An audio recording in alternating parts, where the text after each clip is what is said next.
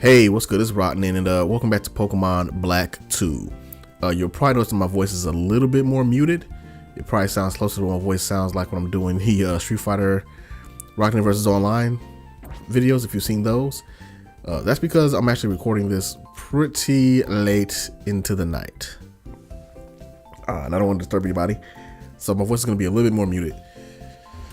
Hey, so you're probably like, oh yeah, what is he doing? He's playing around.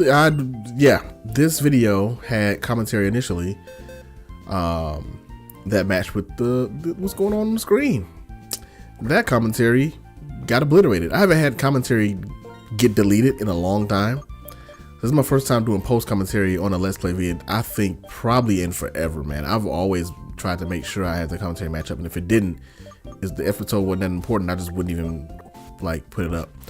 But looking over this, there actually was some stuff that happened that was pretty important, so I figured I would just do the 18 minutes of commentary and make sure it goes up so I don't lose sequence, because yeah, I mean, it's not super important, but I don't want to leave you with any holes in the plot line, you know. It's the plot.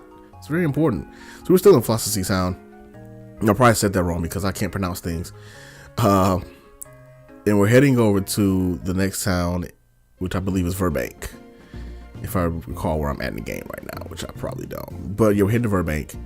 Shaky grass. I don't remember what happened here. I know there's an Audino over there. The question is, did we kill it? Did it kill us? I've noticed running into a lot of Audinos lately that have been like higher level than expected.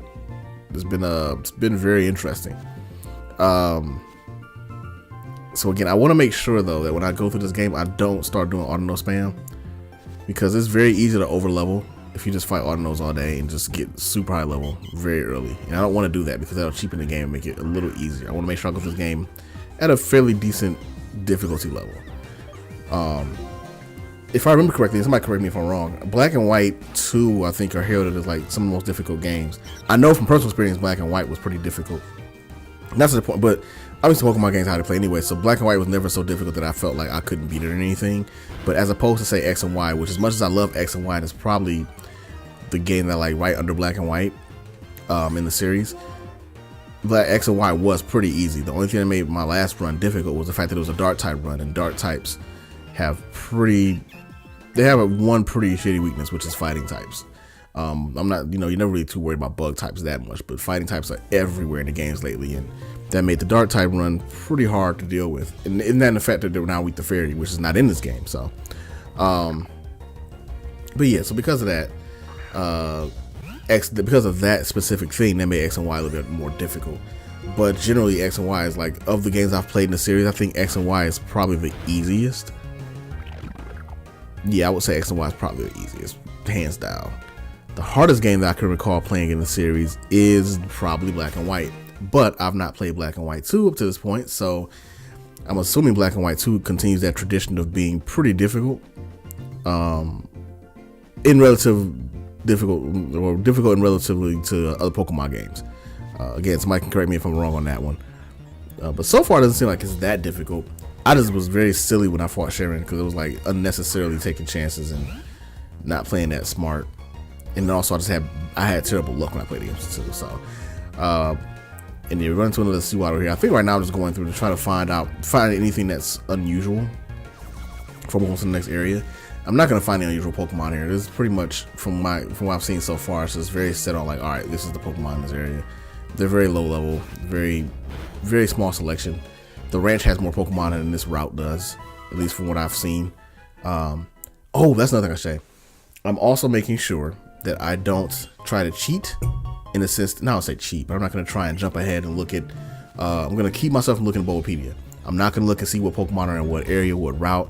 I want to be completely surprised by what this game offers. And that will pay off later on down the line. It's already starting to pay off now. But I'm doing that purposely just so I can go through this game fresh. I haven't gone through a Pokemon game fresh in a long time, aside from when the game first launches. But even then, with Sun and Moon, as far as it being fresh, it was a different structure, but it didn't feel, oh man, how do I say it? When I went through Sun and Moon, I didn't feel like, oh man, this game is just so new. It still felt like Pokemon. It still felt like I was going through kind of the same motions. So I don't know. Sun and Moon was great though. I do enjoy Sun and Moon. I actually want to play Ultra Sun and Ultra Moon.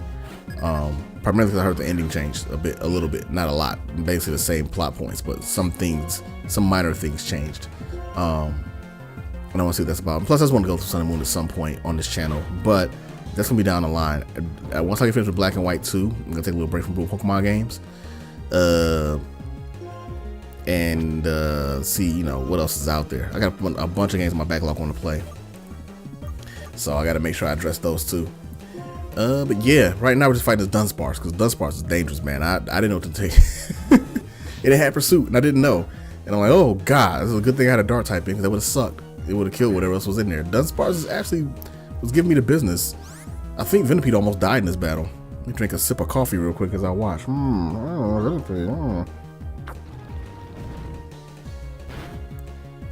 It's kind of funny. The rollout's kind of decent right now.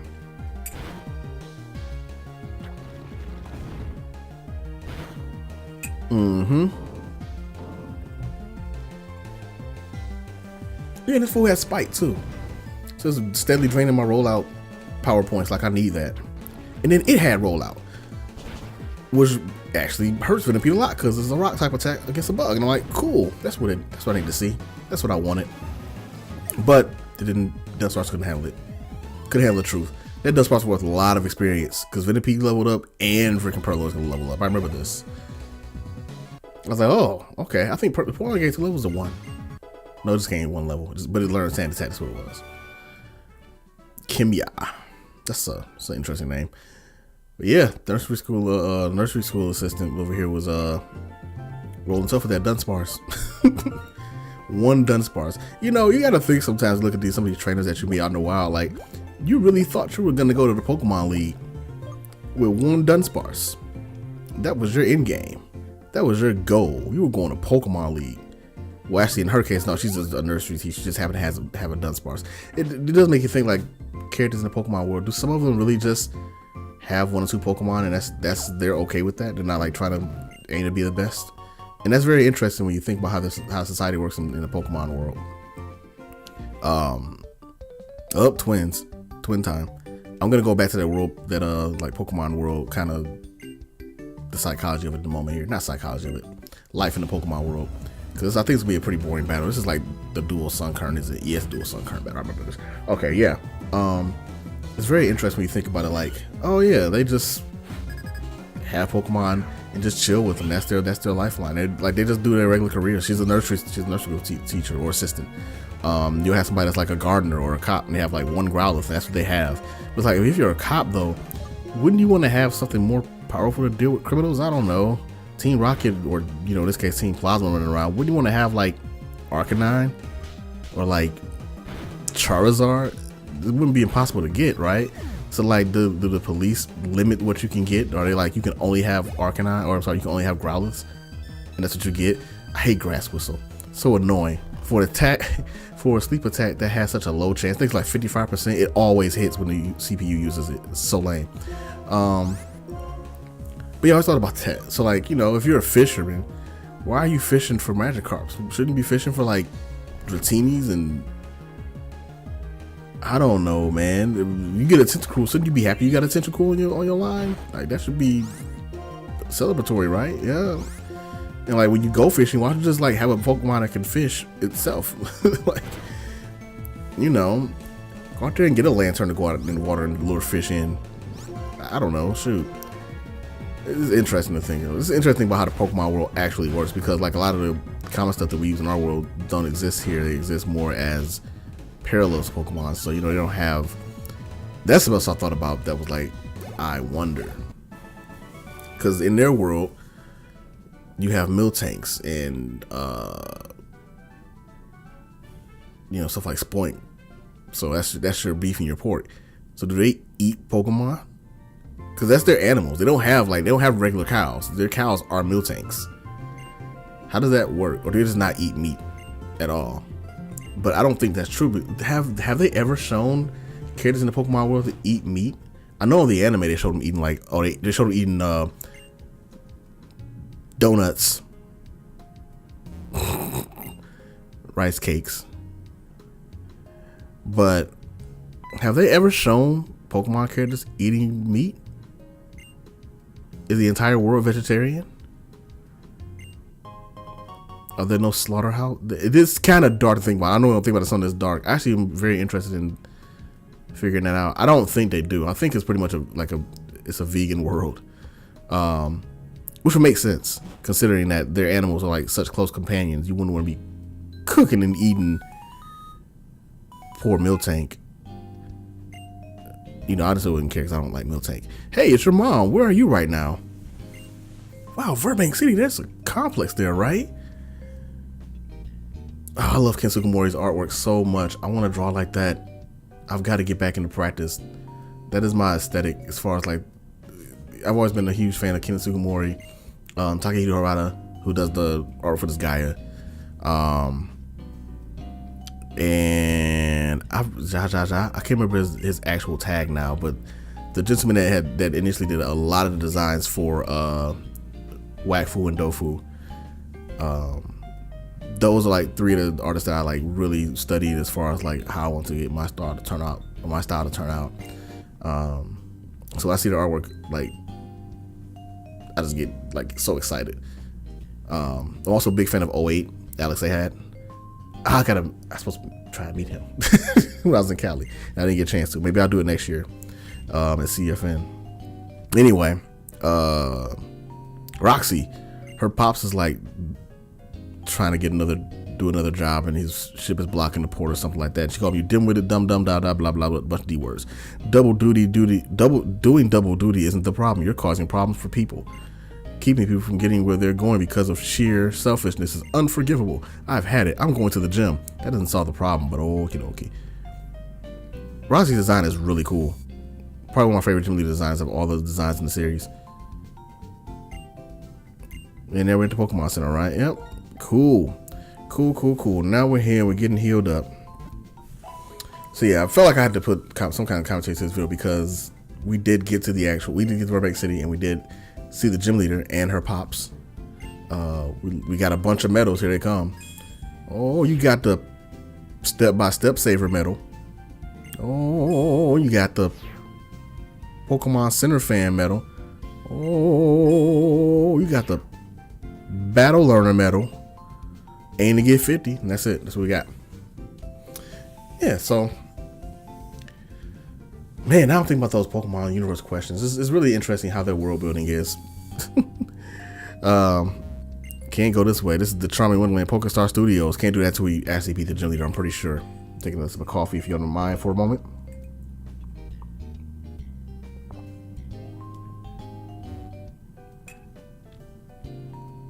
It's currently 12:08 a.m. on a Saturday and I'm drinking coffee. You're probably asking, what the hell is wrong with you? Simple. It's decaf, which has tiny bits of caffeine in it, but very minuscule. Shouldn't have an effect on me. But I crave coffee at night. It's weird. I'm starting to get to that point. I drink coffee at night, but it's usually decaf. There's the gym. There's the gym.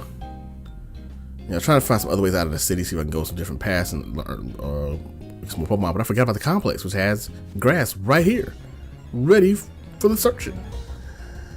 And it's P-Duff. Cool. So yeah, I don't think I spent a ton of time in this grass. I think I did run into a couple of Pokemon I was not expecting to run into. I really don't remember what this area's like main gimmick is. So there is that. But yeah, we're gonna run into just some standard stuff. It's not anything like, oh my god, can't believe you ran into that. This P-Duff's being annoying. And I wanted Perlin to knock out this P-Duff so bad, but now it's been growled twice and it was already doing minuscule damage anyway, so I had to switch. Or I just ran from it actually. Okay. I think I probably figured it wasn't worth it. But I left Purloin in front because I really want to raise Purloin up. But I'm getting to a point now, honestly, Purloin may not make it. This thing is so weak. I don't know if it's stats or what. There we go. That's what I wanted to, a Magnemite. And I wanted to catch it. I really did. I'm pretty sure I tried. Things didn't go as planned though. What did I bring in to even fight it? That's what I'm trying to remember. What did I bring in?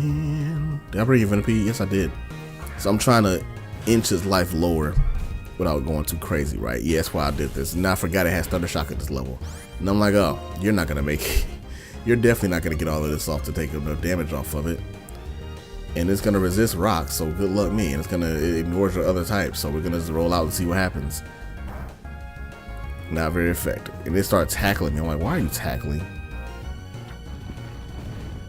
But I wanted to keep tackling because now when it goes back to Thunder Shock, I'm gonna die. But amazingly enough, I didn't get paralyzed. So I was very shocked by that. If it could just not... Did Venipede knock out this Magnemite by itself? It might have. Because Rollout's going to do mad damage right now. Yeah, it did. I remember that. I was very surprised. I was like, how did it knock it out? And it did. And I was like, darn it, I didn't want you to knock it out. That was the whole point of me bringing you in. And I still knocked it out. I was very annoyed. And I think that's going to bring me to the close of the video, actually. We go to the Pokemon Center. We do what we got to do here. Heal up.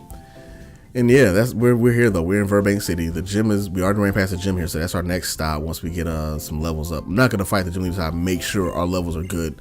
Cause like right now our levels are kind of low. I don't want to, again, I'm not gonna overdo it fighting the Autonos. I want to make sure I don't go past the gym leaders levels to make sure this game still remains a decent challenge. I want to make sure that I'm not making the game too easy, if that makes sense.